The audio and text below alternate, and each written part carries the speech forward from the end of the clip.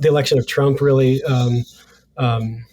exacerbated this tendency that, you can't actually, from a social justice perspective, you can't actually have Thanksgiving with a relative who votes differently than you, because that's being like quiet in the face of evil.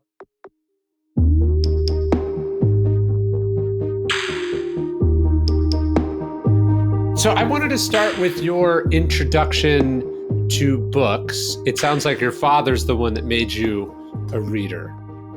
Yeah, he deserves the credit for that. I didn't grow up in an environment where everybody around me was obsessed with literature. So that was very much something that he instilled in me in the home. We grew up in my brother and I grew up in a very small house in New Jersey, but it was packed from floor to ceiling in every room with thousands and thousands of books that my father had amassed over the course of his life and had hauled around the country with him as he moved. How did he, so was it just showing you a love of reading by example? Was it just surrounding you with books that inculcates that love of reading, or what else did he do? No, he certainly surrounded and tried to inculcate, but then in addition to that, he made us read, and he was very.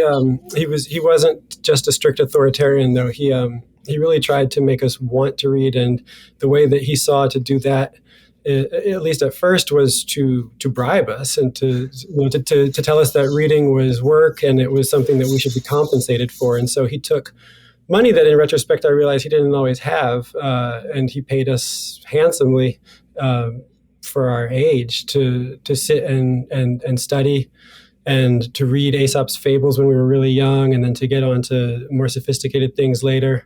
And then at some point, I realized that, it was something that I wanted to do on my own, and it became a part of me. And I don't really know when, the line from him kind of forcing it or encouraging it, and me starting to be self-motivated. I don't know where that line was or what age that happened. Yeah, I think the weird thing about reading is, like, for people who read a lot, why they do it is very clear. Not just because it's enjoyable, but they get a lot out of it. There's like an incredible ROI to reading. Like, my life has been so profoundly changed by the books that I've read. And when that's happened to you, suddenly books seem like the greatest investment in the world. You pay $15 for something and the entire course of your future can be changed. The hard thing is, like, how do you convince someone of that power, because it seems so incomprehensible if you haven't had it. And then the irony is, the books that we make children read are so often not even remotely up to the task of producing that ROI. And then we wonder why they don't buy the argument. Yeah, it's tough to get people. It's a really good way of putting it, how you did. It's tough to get people to see the value of something that they haven't experienced yet and can't necessarily intuit without experiencing it itself. And it's a complicated pleasure. It's not something that's immediately apparent. It's, when you immerse yourself in War and Peace or something like that, it requires hours and hours of investment before you start to feel this world that Tolstoy conjured up around you out of sheer language. But yes. And that, War and Peace when you're 11 versus War and Peace when you're 22 could be profoundly different reading experiences. And so I feel like we also have this kind of one fits all, like everyone should read Great Gatsby in high school. And we sort of go through this list because generally those books are quite good. But I feel like everyone I know who's like a big reader, it was like the right book at the right time that changes everything. That's right.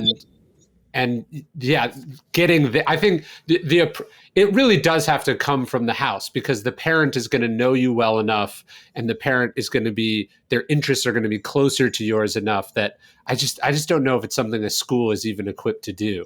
Well, the type of school that I went to, The Great Gatsby I fell in love with in high school. That was one of the books that they assigned us that I think we could immediately see. It was exciting to us as 16-year-olds, but by and large, we were not being assigned really challenging or important works of literature where I went to high school. And it's very difficult for me to see, even as somebody who was coming from a house full of books, it was difficult for me to see why at that age I was reading Wuthering Heights, for example.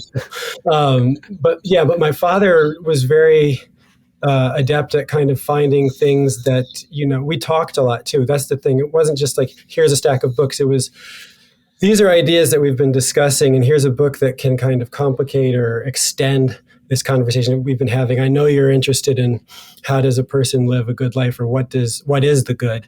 And then here are some things that you can like take into your room and spend some time with, and then we'll continue this conversation. So my dad always told me that books were actually conversation partners, and that he always felt that he was surrounded by friends, even if he was by himself, because he could talk to people who really understood his inner self just by pulling it off the shelf. Yes. Yeah, there's a line in the history of Stoicism. Zeno goes to the Oracle of Delphi as a young man, and he's told that he'll become wise when he begins to have conversations with the dead, right? And it's only many years later that he realizes that the Oracle was speaking of reading, that books are how we talk to the dead, right? That it's this sort of portal into the past. But so many of the books we get assigned, we have no real conception of why we're reading them. We have no conception. We're not really told what we're supposed to do with them. They're just this like homework that we're given. And then you're just told that this is important and this is good. Yeah. But you're not told why. I think that, but the other thing is that not everybody, even if they were to be told why, is going to love reading. It's some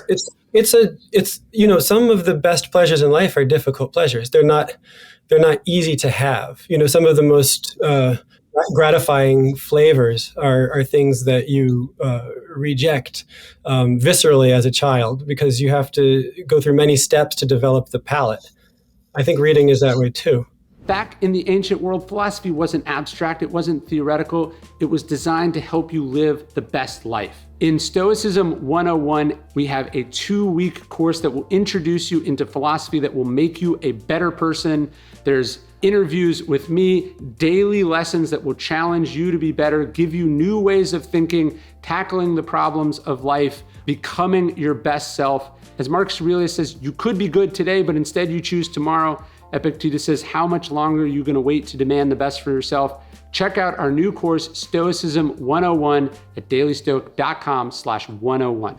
Although one of the things I've found that's made me a little bit less of, like, I'm like a physical book snob. Like, I only like physical books. That's what changed. So it's so intensely about the hardcover book for me, right? Or whatever, the physical book. But one of the things that's been interesting is watching the rise of audiobooks and the number of people that I hear from that did not read before the popularity of Audible. And then when you talk to them, what you realized is they thought they hated books. What they really didn't like was reading, right? And realizing that people consume information in radically different ways. And that from a literary perspective, we've been sort of not including a huge portion of the population and then I found that, they got sucked into audiobooks, and now actually they do read physical books also, but just realizing like the sitting down by a fire with a physical book, although has become a very normal ritual for me, they just didn't have a place or an attraction to that in their life, and that there's other ways to get this information into your system. What really matters is the information, not so much the specific means, I feel like.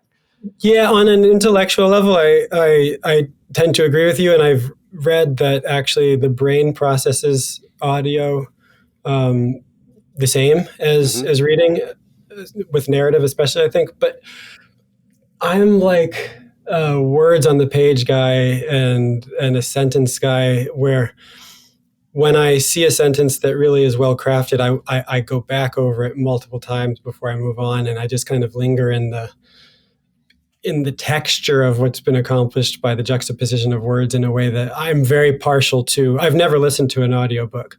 I've had people write to me as an author. I've had people write to me and say that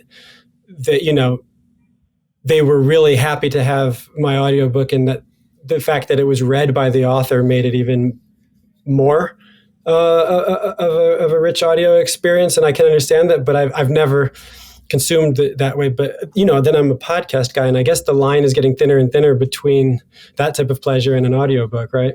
Yeah, totally. I can do podcasts. I can't really do audiobooks. Like, to me, I need to be engaged with the material. I can't, I shouldn't be doing two things at one time. Like, I shouldn't be working out and listening to the book.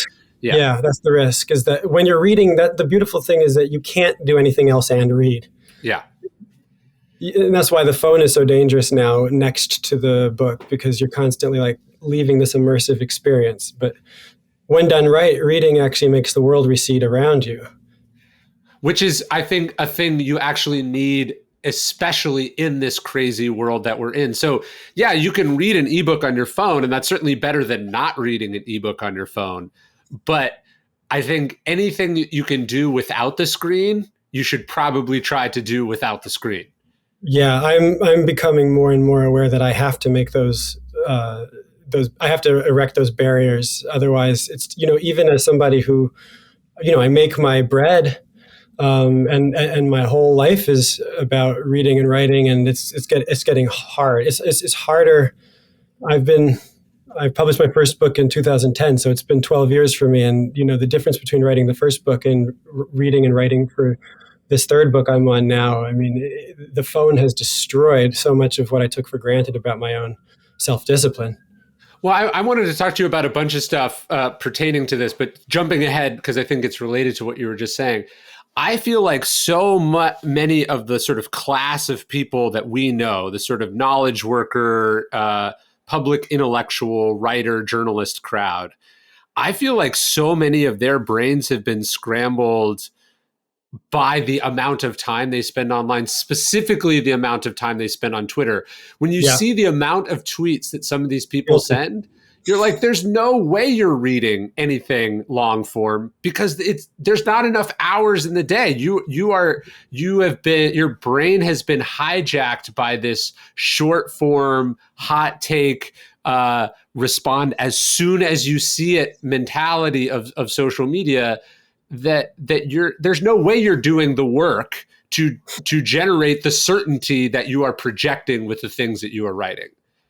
Yeah, it's really bad, and I'm guilty of this, and I was not somebody who was early on interested in Twitter. I really it's 2017, 2018 that I became more active, and then 2020 that I actually started to have a number of followers, and then that changes your engagement with the platform, because after a certain threshold, you're constantly engaged if you want to be. So it's more like you have to force yourself not to be engaged, because people are always talking to you. There's always an audience if you want it. And as a writer, the thing that attracted us to this line of work in part was the audience. It feels weird to not engage with it. Very much so. And this is really, really dangerous. And, it's also very dangerous to be able to get, no matter what you say, to get a certain level of approval, because it doesn't necessarily bring out the best or the most reflective instincts in you. I'm willing to offer myself up as a prime example of how this is, something that is problematic in public thinking. But, I think we're all more or less kind of in this new context. And I don't know how, as an individual, you're strong enough to just on your own resist it. I mean, I've heard you in other podcasts say that you kind of have a level of discipline that I find admirable. It's very, very difficult, though. Actually, Zadie Smith told me once that, I just have to absolutely get off of social media. And I told her, if I were as famous as you are, I think that would be a lot easier. But and maybe I'm just completely wrong about this, but there's a sense that you have to be there. Otherwise, you face the prospect of disappearing. But of course, that's objectively not true. Yeah, I mean, it's easy for certain parts of the literary culture, the people who are sort of in before social media came up, who are sort of anointed, who just happen to operate in a rarefied world where the old system still works for them, right? It's, I think, easier for them to say it. But then it's also easy for our egos to convince ourselves that what we're doing is work, even though by definition it's not paid, and it's taking away time from doing the thing that you are paid to do, which is think about big things and write about them in long form.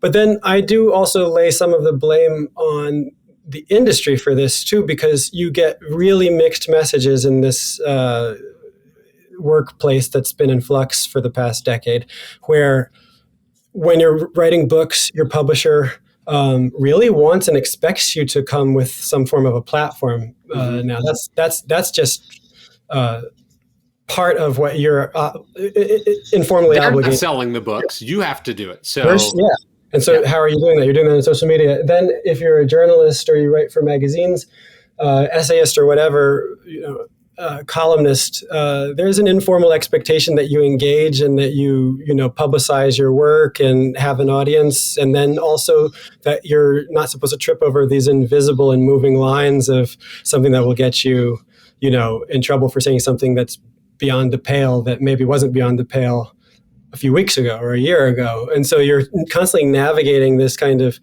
you need to be there, but also like, don't mess up. And if you mess up, it's on you. It's really difficult. And I do sometimes look back at how writers used to just take for granted that they had institutional platforms that were sufficient and they didn't need to do that stuff on their own. Yeah. And it also feels like sometimes when I dip into the conversation, it's like, man, this is like 1,000 people all talking to each other. They're acting like they're broadcasting to millions of people, but it's like the same group of people who are just chattering amongst each other and judging each other and criticizing each other and subtweeting about each other. It's like this weird high school mentality that for whatever reason, the rest of our culture is downstream from. But there's a sad patheticness to it also. You know what I mean? Yeah. I mean, people liken it to high school all the time for a real reason. There's a kind of, there's a variety of tables that you can choose from at the Twitter lunchroom, and they're the people that sit at the heads of these tables and they direct the conversation, and then there are millions and millions of people just kind of listening in to any number of these conversations, but they're not really participating or part of the table. Yeah. So going back to your dad, what were the big books that shaped you, or what were the big books that shaped him that then shaped you? So, my dad, this is probably a little bit cliche or it's maybe obvious to some of your listeners, but when I was 15, 16, and my best friend and I were studying all the time with my dad, and we were navigating our social context and trying to figure out how to manage and maneuver around peer pressure, my dad gave us Shirley Jackson's The Lottery, this short story about this public stoning, that the whole town participates in. And that was a profoundly impactful and moving reading experience for both my friend and I, and it made an enormous impact on me and how I thought of what it takes to go to be strong enough to not participate in whatever direction the group is influencing you to move in.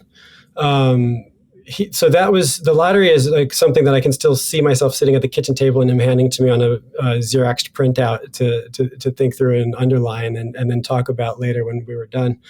For my dad, like enormously impactful books for him were like Maimonides' Guide for the Perplexed, which I have to admit, I used to talk to him about Maimonides and stuff, but I never did actually read A Guide for the Perplexed.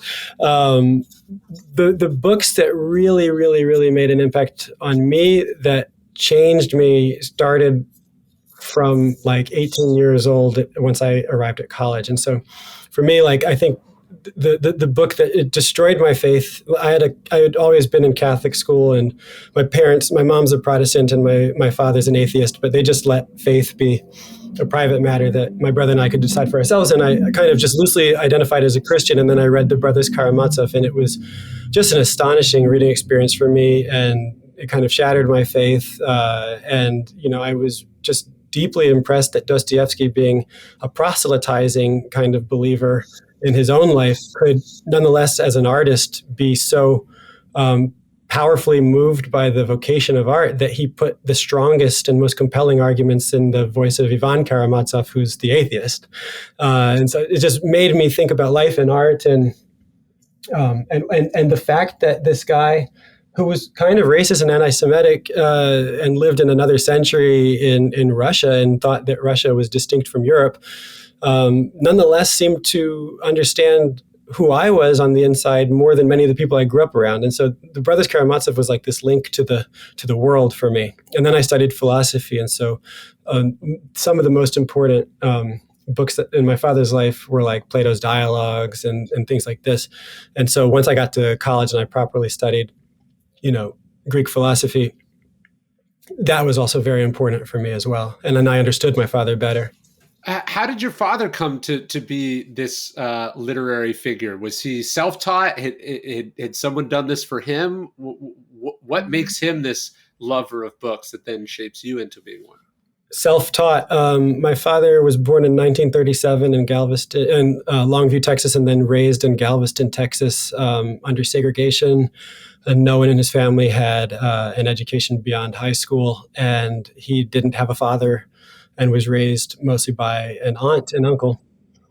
And they kind of discouraged him from being bookish because they thought that actually, a Black kid being overly bookish could get himself in trouble. Sure. In the South. And so he basically was under the age of 10. And the story that we've always understood from him was that he, in a neighbor's house, he came across a copy of Will Durant's The Story of Philosophy. And the neighbor had bought the house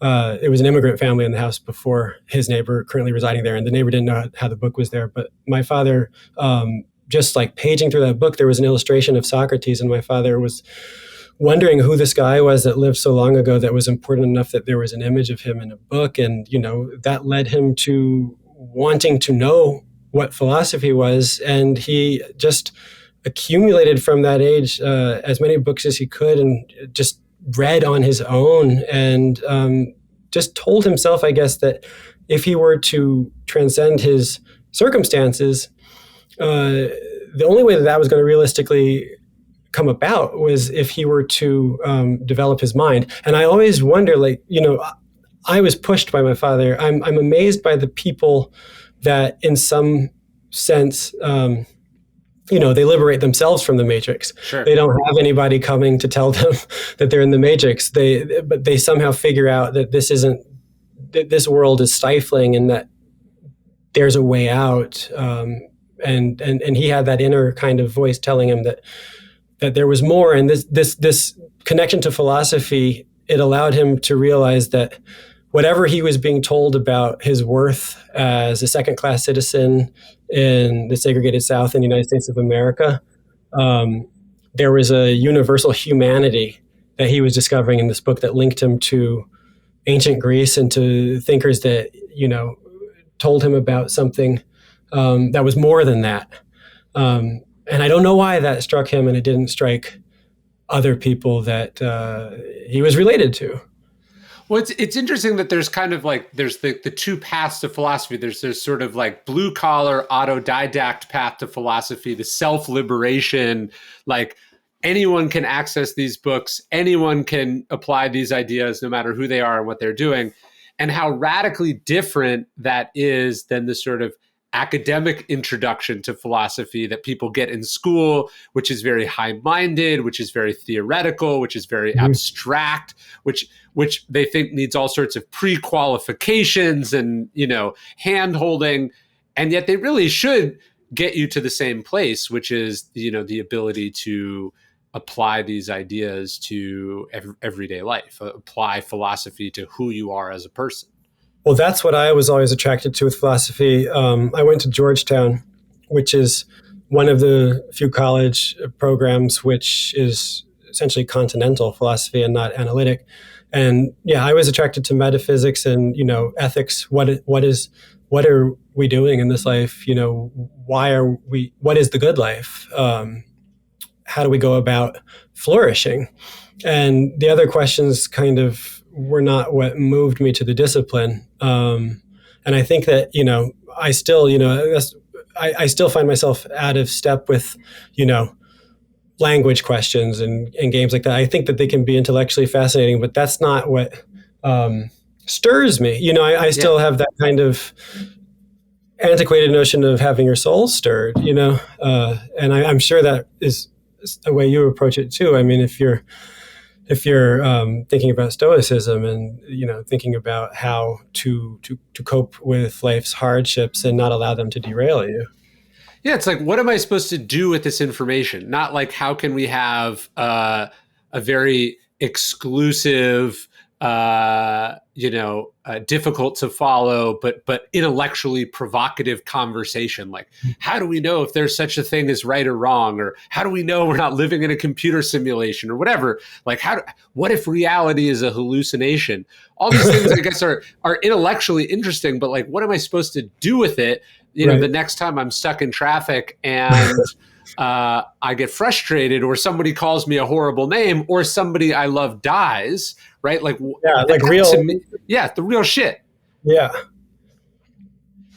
The real shit. That's what I think the books that last, they address themselves to the real shit. The books that, that we're talking about thousands of years later. Socrates is mostly not talking to other philosophers. Socrates is like talking to dudes on the street, and asking them questions and forcing them to evaluate their assumptions and question the things that they've taken for granted.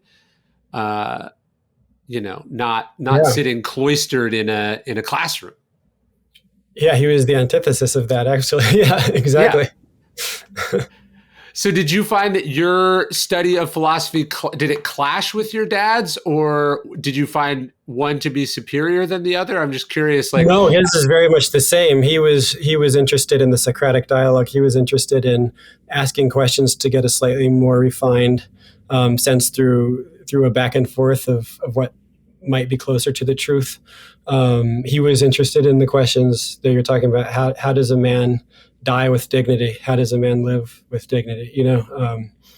How does a man live with dignity or a woman live with dignity in situations that are impossibly undignified? And so this is what he thinks of as philosophy. And a step further, like Socrates, my dad would say, it's not credentials that make you a philosopher. It's not that you majored in philosophy. It's how you're thinking. Do you define yourself as a philosopher? Are you addressing yourself to these questions? And then you are, and no one else can certify you. No, I wondered if that sort of, to me, earthy understanding of what philosophy actually is, if that clashed with what your, Ivy League professors were then, you know what I mean? Like, I wondered how, as you went on and studied things in a less autodidactic way, more in a sort of academic way. I'm just curious how your relationship changed.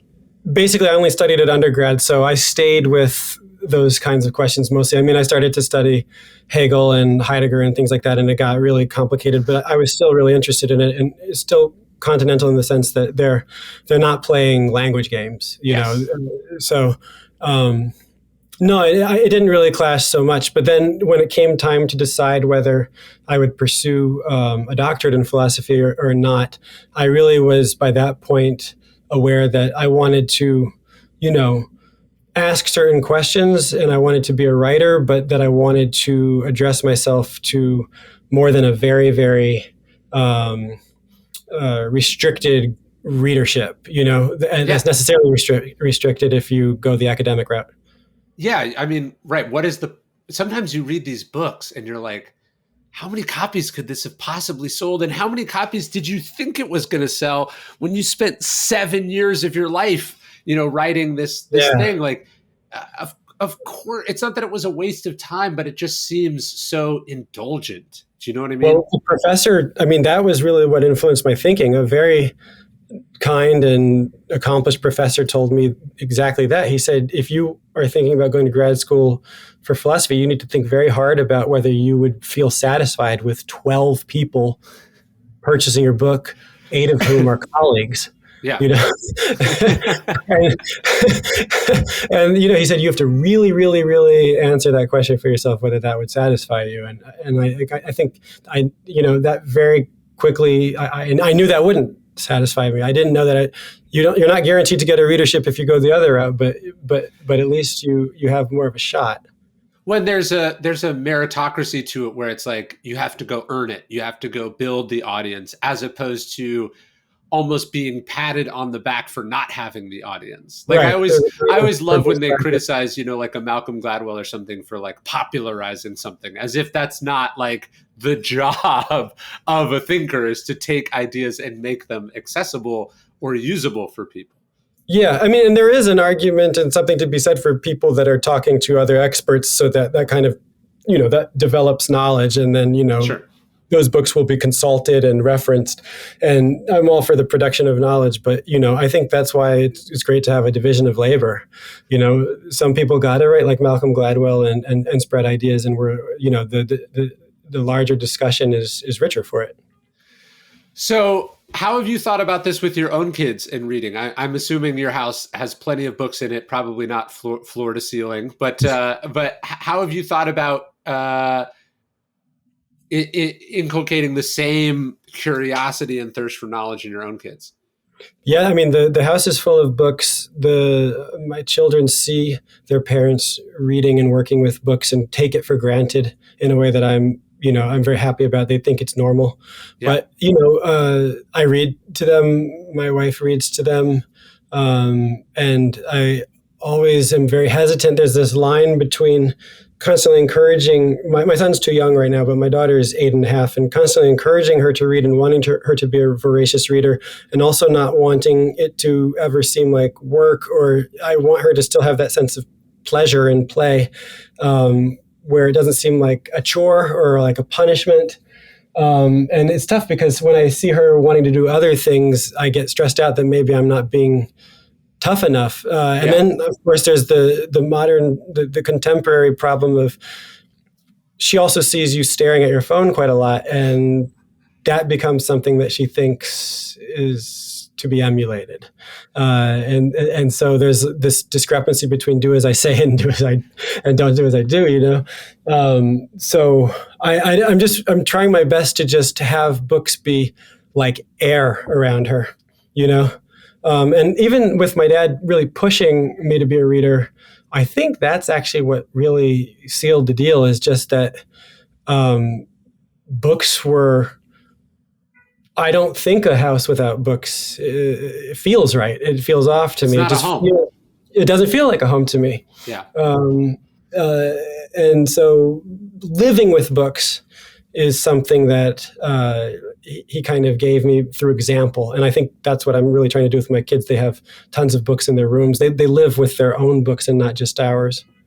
Yeah, and I think that thing you were talking about, that I'm very inspired by that exchange. You were going through a specific thing. You were at a specific point in your life, and your dad was like, this is the thing you should read right now. And then you see that very clear, like, oh, the books are a solution to a problem, right? Yeah. And maybe 8 is a little, my oldest is 5, so also a little young. But like, I think it's really there. It's learning that books are something you turn to when you're struggling with something, when you're unsure about something, when you want to understand something. That's really where the deal gets sealed, I feel like. Absolutely. And I'm still trying to figure, I have, my children are growing up in France, in Paris. And so they are increasingly bilingual, but I also have I'm not completely bilingual. And so I'm navigating, trying to, turn them on to books, but in the language that speaks to them. And sometimes I don't have exactly the same expertise in the language that they want to be reading in. And so, there's an extra degree of difficulty with that as well. But I think it ultimately sorts itself out. I think that children, they understand what you value and take seriously. They intuit that. So I'm having faith in that process, but I'm going to start freaking out in a few years if my daughter's in high school and she's not a self-motivated reader by then. Yeah, I agree. What is it like in France these days? I imagine it gives you just as, studying the past helps one understand the present a little bit better, I imagine seeing the place that you're from with an ocean and another culture between you helps you see things a bit more dispassionately or clearly. Yeah, absolutely. I mean, I think that one of the writers that's always meant the most to me as an adult is James Baldwin, and he always, made the point that leaving From France. Leaving the United States allowed him to look back at it from outside of it and have a perspective that he wouldn't have had if he stayed in Harlem. I like to think that when I'm working well, that's something that I can do too. I mean, it's certainly something that I think allowed me to, you said dispassionate, and I think that's a very good word for what I think has happened to me. It's allowed me to step outside of the American racial discourse and the black-white binary, and sometimes that pisses people off that I don't actually always, as a man of mixed race ancestry, of a man of partial African descent, I don't always respond to all these questions with what I think some people expect should be the proper emotional response. I think I have a perspective that I think sometimes really does help me think through some of these questions because I'm not in it the same way. Living my life in Paris, my primary identity isn't being Black American. It's being American, or it's being foreign. The national difference becomes emphasized, and then that's a long way of saying that I think that stepping out of the emotional urgency of some of the debates is healthy, even if some people think it's a way. I think that there is, and I'm sensitive to it. I understand it. Some people can mistake that distance for lack of concern or even a kind of disloyalty, but I don't think it's the same thing at all. Yeah, I think living somewhere other than where you're from, for me being from California, moving to the South, it forces you, one, I think, to see a different perspective. And then also you're just not surrounded by people who think exactly the same way you do. And It forces you to understand.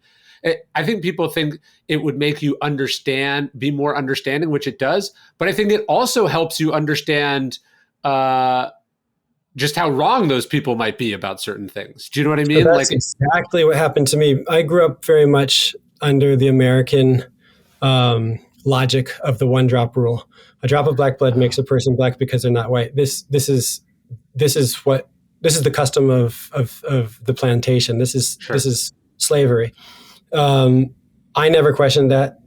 I had a white mom, black dad. Black kids I grew up around with accepted my brother and me as black. The white kids I grew up around with didn't think we were white. So it was a kind of closed case for me in America. But in Europe, in these nations that they have their colonial history of enormous crimes against humanity, but they didn't have slavery within their national borders. And so they didn't have the kind of the real obsession with blood purity. And so they don't actually have they don't assume the logic of the one drop rule. So you have to explain it to them. And you hear yourself explaining this logic and you say, wait a minute, I don't even fully, that's not even fully convincing me anymore, And so that actually, I don't know if I would have arrived at some of the conclusions I've arrived at about the absurdity and the harm imposed by the absurdity of and the harm imposed by the racial categories that we take for granted in America. I don't know if I would have arrived at a rejection of that without having stepped outside of the American racial paradigm. Yeah, that's interesting. It does seem that the discussion in America has become so consumed with race that we almost lose sight of the fact that the whole thing is made up. Yeah, we very much do. We end up reinforcing the very categories that we say are made up and are harmful. Yes. By reapplying the very same logic and then doubling down on the identities as a way of manifesting solidarity, which I certainly understand, but I don't think that you can cliche, but it's true. You're not going to, tear apart you're not going to deconstruct the master's house with his tools. You're going to have to need new language, new methods of thinking, new paradigms. If you want to transcend racial thinking that results in racism, you can't do that by, you're not going to rehabilitate the categories of black and white, which come with a ready-made hierarchy within them. They presuppose hierarchy. You're not going to scrub those categories of that hierarchy. You're going to have to actually do what Frantz Fanon and many others called for, which is conceive of a new man. And that sounds unrealistic and naive and impossible to people, but so long as we keep reproducing the same thought that comes out of the plantation, we're going to have this kind of unending, very frustrating racial conversation. Well, it's like that thing about Keats, where Keats said, to hold contradictory ideas in your head at the same time is like what wisdom really is. It's like this idea that race has historically been incredibly important and shaped almost everything that's ever happened, particularly in America, and at the same time is a bullshit made up thing. Right. And so by focusing too much on the former, you end up actually undermining the latter, right? So it's like you have to be aware of everything that happened without reinforcing it and propagating the very thing that you're trying to get rid of. But you just did it perfectly. You just summed up what I was trying to say in way too many words, much clearer. That's exactly it. And that's actually really one of the main arguments in my second book, Self-Portrait in Black and White. You have to hold two ideas in your head. You have to have two goals. You have to deal with and oppose the very real racism that exists in the society we are thrust into. And you have to keep this longer term goal of transcending these categories and doing away with them in the future. And people seem to think that if you are intent on transcending race, you're not paying sufficient attention to racism. But it's exactly what you said. You have to have both at the same time. Well, I'm thinking of another thing. Nietzsche had that line about how those who fight monsters have to be careful that you don't become one. And it's like, clearly a person who is a racist, like you think about the three men who killed Ahmaud Arbery, right? Yeah. Clearly those were men whose entire existence and day-to-day frame of reference was consumed with thinking about people and the color of their skin, from the Confederate flags in the back of their truck to the racist texts they were sending back to each other. That one is angry that his daughter is dating a black person, right? So clearly they're like consumed with race. So those people exist, and they have been this terrible driver of misdeeds and injustices throughout history. And sadly, they continue to exist. So that's this reality. But in fighting those people and arguing with those people and trying to limit their ability to infect and change, our laws, you can end up becoming obsessed with race, which is what I feel like some of the leading sort of intellectuals on the left have done. They've become those two people think about race. On those two extremes think about race far more than is possibly healthy or conducive to an integrated society. Absolutely, because one of the things they both do, and it's not morally equivalent, but it ends up being effectively the same thing, is they think of individuals in terms of categories, color categories, and the thing that's most important and that can't be transcended is the category. So whether you're coming at that from a racist or an anti-racist angle, it's counterproductive to the integrated multi-ethnic society we're trying to achieve.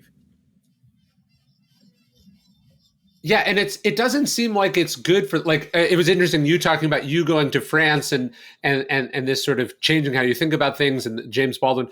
Ta-Nehisi Coates also goes to France, but it doesn't seem like it manages to. I don't know, when I read his writing, especially over the last couple of years, it just doesn't sound like a guy who's, I don't want to say having a good time because that seems dismissive, but it doesn't sound like a guy whose worldview is able to make any room for progress or improvement or optimism or really any change at all. It almost becomes the same sort of nihilism as the people that he's criticizing. It's interesting because he seemed to really have a real love of France, and he seemed to have really thrown himself into the study of the language. And from what I can tell, he liked living there. But there's an astonishing kind of passage in Between the World and Me where he basically sees a kind of caricature of an upper class or wealthy Frenchman in a beautiful car smoking a cigarette, and he imagines him going on to have some type of amazing night and kind of living this kind of privilege that he imagines is equivalent with his identity as a white Frenchman, but it ignores the reality of the extraordinary inequality in France and suffering that, like, the Gilets jaunes manifested a few years later by showing that just like a huge number of white French people who you couldn't describe by any means as privileged. But I always thought that it was unfortunate that his success with that book became so great that it cut short his stay in France, I believe. So he didn't get a chance to actually spend as much time as maybe would have been what he had intended to, and would have allowed him to, reflect in ways that that would have seemed more,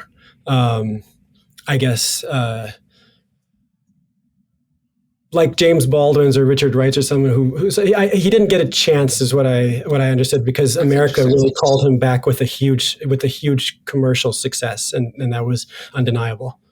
Yeah, talking about some of these like Twitter people that we're talking about, it feels like the sort of, obviously social justice is incredibly important, and it would make sense to be a warrior for said thing if that were to make a difference. But you sort of read what these people write, and you see the things they talk about, and it almost has. It seems like it has consumed who they are, and in many ways just sort of sucked the joy out of life. And then you read the sort of cruelty and animus and snark and sarcasm and cynicism in what they write, and it, I don't know, there's a darkness to it that I think that's partly why it doesn't sell itself very well, because it's in nobody's vision of what humanity should be, if that makes sense. Well, yeah, it's not persuasive to those who don't already agree, because I mean, and especially like on Twitter, you see there's a kind of perverse joy in attacking from a perceived position of righteousness.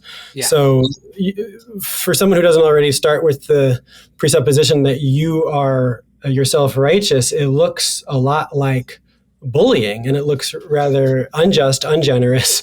And so, that dynamic is really unfortunate. And I think that one of the real changes that's happened over the past decade with the rise of social media, and also the kind of disillusionment that I think happened after the financial crisis, and after the kind of horrific spate of videotaped killings that went viral, and Black Lives Matter and all that. I think that one of the things that happened is that all aspects of our lives are now heavily politicized, and the election of Trump really exacerbated this tendency that you can't actually, from a social justice perspective, you can't actually have Thanksgiving with a relative who votes differently than you, because that's being like quiet in the face of evil, or that's being that's not being sufficiently an activist. And I think that's really unfortunate, because, there are many realms of human life that should actually be off limits to the kind of cantankerous political debate that we're mired in now. Yeah, and I've been reading lately. I've read David Halberstam's book, The Children, on the sit-in movement. I've been reading a lot about John Lewis. I just keep coming back to how important and primary the idea of hope was in everything that they did. And that to me seems what's most missing. And the change in the civil rights movement from the early civil rights movement, and then as it switches to Black Power, this is where you see the hope sort of leave, and any kind of positive message leave. It becomes more militant and more angry. Not that it wasn't very much deserved, but how a movement without hope is such a joyless one and such an uninspiring one, and how it eats at the people at the core of it. Well, yeah, and I think that's not just racial politics. That's there's kind of an anger and cynicism in everything, even food politics. I mean, there's an anger, there's an edge to a kind of non-mediating activism that isn't hopeful for a better world, but is kind of angry at people that still want to eat meat. And I don't think that that's something that is very inspiring.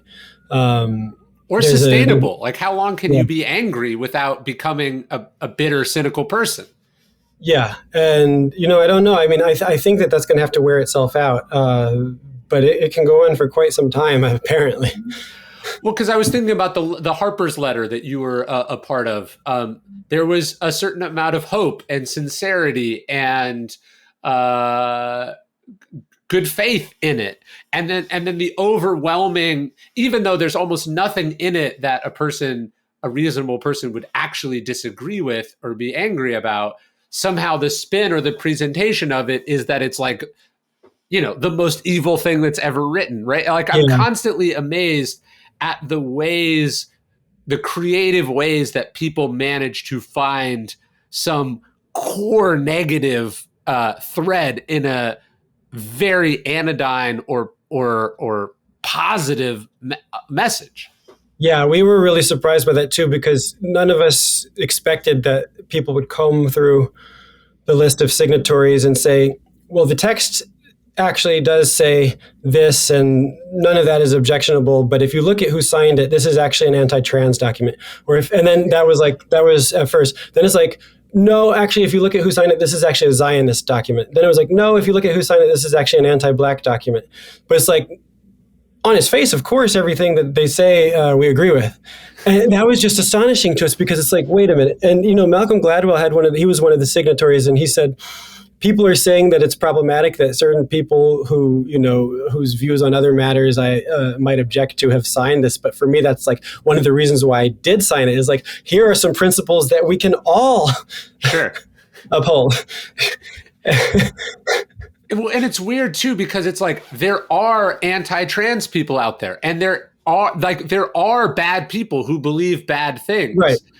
But instead of focusing on those people and attacking them where they are, they try to insert that animus into things where it's really not there. It's a weird. It really took us by surprise. I mean, I don't think any of us anticipated that, which may have itself been naive, but we just simply thought,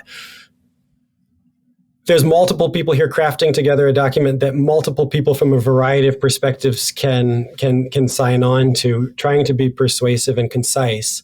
That just says that, from both the left and the right, there's a kind of creeping climate of censoriousness, and that a liberal society is a maximally tolerant one.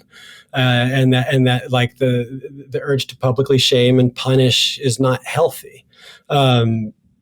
We didn't see that as necessarily being something that people would comb through. But then also we didn't really fully understand that people would say that there's nothing objectionable in the points that are being made, but actually the mistake is the timing, as though there's a better and a worse time to say that societies should be maximally tolerant. It was just a very strange reaction. I think if you look at the idea, Neil Postman talks about this, that like sort of whatever the dominant medium of culture is, shapes what people make, how people perform, how they think. And it's like, if we live in a society or through a technological medium that demands like interesting takes on things, right? The take of like, this is pretty good is not an interesting take. That's true. Right? It's not going to get a ton of dopamine rushing in your head for saying, this is basically anodyne and good. You have to work. It's rewarding the person who can most creatively misinterpret or discover the secret evil or subtext in the thing. And and then that of course is what gets amplified, because whether that take is legitimate or profoundly stupid, it's going to provoke the biggest reaction, the sort That's of exactly right. even-keeledness. There's no market for that. That's exactly right. Yeah, it's unfortunate that the medium of social media and Twitter specifically is so dominant for public thinking, because it does incentivize certain modes of behavior that I don't think are necessarily in the best interest of public thought. You're absolutely right, and I don't know how to really escape it, because it's not going anywhere. We're not gonna put that toothpaste back in the container. Yeah, but you were talking about this with Dostoevsky earlier, that you were struck by this book that presented an idea from a person who almost certainly wouldn't have liked or accepted you, right? Like that, yeah. that he managed to do, like that through space and time you managed to connect, even though in another circumstance wouldn't have managed to connect. And I think that's like the tragedy of it, is that like it deprives us of the ability of finding common ground, that rare common ground with people or ideas. Like just the amount of like, yeah, you read some old Southern writer, whether it's Walker Percy or Faulkner, and you're like, this person almost certainly was a vehement racist, had all sorts of regressive, ridiculous views on things, but the work is beautiful and you're connecting through the work, and that the work is better than they are, right? Like, to me, that's what I take from Jefferson. Right. Jefferson's writing is better than who he is. But if you lose the ability to do that, you deprive yourself of a lot of good work or good ideas. Oh, you absolutely do. And you also, I think, make life a little bit boring. Yeah, sure. It is boring. It's intellectually boring, but it's also just bland, to basically reduce questions of interesting, uninteresting, insightful or not insightful, profound or not profound, to good or bad in a kind of preordained frame of window that like is very simplistic in its rendering of what is good and bad and lacks a lot of shading. I think that's just, it's detrimental to the kind, life isn't that way. Jefferson is a perfect example, because whether we like it or not, he authored our country. That has to matter in some way. And part of what our country is a place that did really horrific things, but it also had mechanisms inside of its structure that continuously sought to correct for things it did wrong. And that has to count for something. We have to be able to hold these contradictory ideas in our head at once and appreciate the entirety of the man and their creation. And I just find this urge to go back and edit and sanitize what came before to be rather childish. That's not adult life. Well, it's also disempowering, right? It's like you have to accept this person all or nothing, right? It's like they're dead. Who the fuck cares what they think or what they want? I am going to pick and choose the stuff that I like from here and there and cobble together something that makes sense here in the 21st century. There's a Seneca line that I love. What I love about Seneca is, so Seneca's the Stoic, but he quotes more, the philosopher he quotes more than any other philosopher in his writings is Epicurus, his rival. And he has this line, he says, I'll quote a bad author if the line is good, right? Yeah. And I like the idea of like, they're dead. They don't get to enforce some fundamentalist interpretation of their work. I can choose to see them however I want, and take whatever I want from them and wrench it out of context if I want, because I'm empowered as the reader and thinker. It's almost infantilizing that we say people can't do that because they're not. Yeah, because it's not giving. Yes, exactly. It's thinking of them as being incapable of handling the complexity and difficulty of the person in full. Yeah. Yeah, and right. It's like, and it's dogmatic, right? The idea that that you have to take all of it, that the whole thing is there. There's a fundamentalism to that makes no sense to me either. It's like pick and choose, like put your own thing together. That's what an intellectual journey is a cobbling of influences together. That's exactly it. Yeah, that's exactly it. And that's what's, to say one more thing about social media, that's what's so kind of disturbing, is that there's the kind of algorithmic incentive for the bubble and for the echoing of what one already agrees with, that doesn't allow you to cobble together these disparate threads because you're not even exposed to them if that's how you're primarily receiving information. That's totally right. And then more alarmingly, on both sides of the spectrum, you have people going like, children shouldn't be allowed to access this. This should be banned. This should be taken away from them. Which, has not solved many problems over human history. Like it's never worked out that banning things. Exactly. I mean, that's why myself and 3 other authors this summer wrote an op-ed in the New York Times against these proposed CRT bans, because that's not the way that persuasion and disagreement work.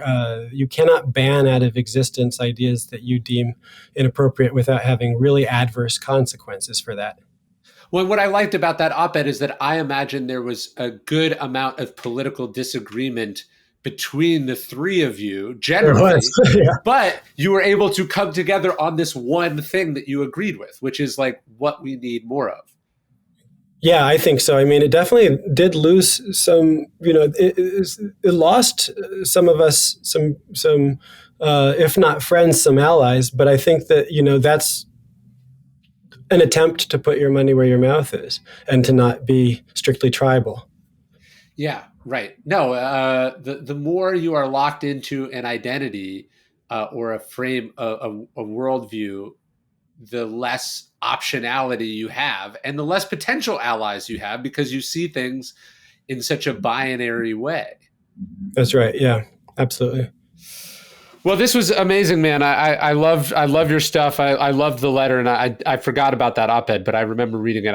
I'm a big David French fan. I've had him on the podcast before too. He's such a nice guy. Again, someone totally different worldview than mine, totally different. But you can't help but appreciate someone who is at least thinking seriously about the things that they think. Exactly, and willing to refine his thinking and change his mind, which I think is actually that's something you can get penalized for, because people will pull out the receipts and show that you're contradicting yourself. But I think that we should all hope that we can evolve our thinking on questions that are complicated as new information emerges, as we see new arguments. I mean, that's what I want out of an intellectual that I look to as an example, and that's what I want as a model for my own kind of behavior too. Yeah, there's a line in one of Cicero's dialogues where someone quotes something that he said before and says, "You're contradicting himself," and he goes, "Yeah, I'm a free agent."